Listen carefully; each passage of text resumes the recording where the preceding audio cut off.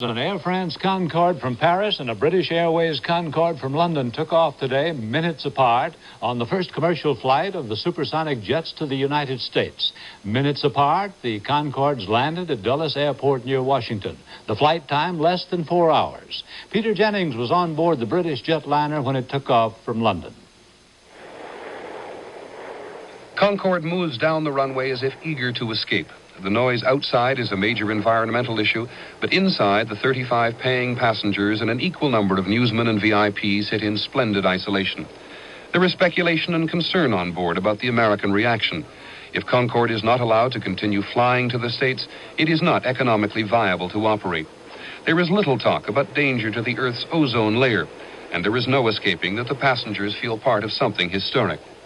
Without the speed indicator on the front bulkhead, there was no way to tell that shortly after the Scottish Salmon, we were less a plane than a projectile, faster than a speeding bullet, twice the speed of sound. For journalists, air travel too often means en route to yet another disaster, and certainly time away from home and hearth. Today, the cynicism and often resentment about travel is noticeably absent. Inside Concorde, munching caviar is no place for technical or political judgments. It is slightly noisier than conventional jets, but not offensive. The aisles are narrow and occasionally crowded. They ran out of white wine, but with 35 journalists, that was to be expected. What was once a leisurely, some would say boring flight is now almost a hurried one.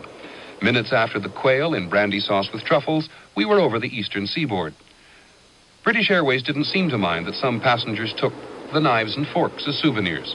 In fact, they pointed out that with the price of British sterling, any Americans wanting to buy Concorde can get one almost $9 million cheaper today than it was at the first of the year. Peter Jennings, ABC News, on board Concorde.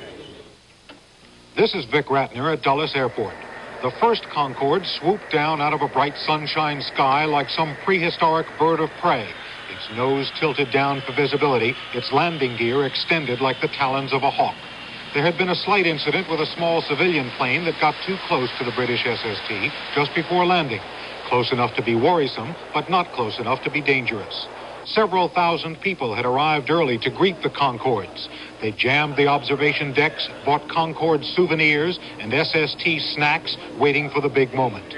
The Air France Concorde landed 3 minutes behind the British SST, each plane making the transatlantic trip in roughly half the time of a regular commercial flight.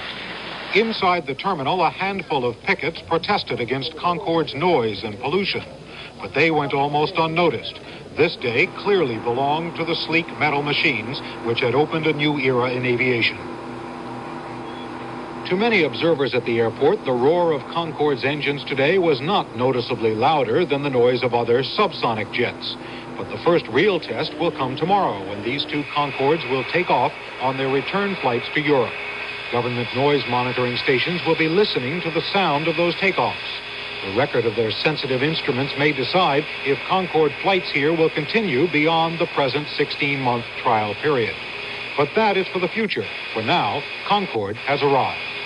Vic Ratner, ABC News at Dulles Airport.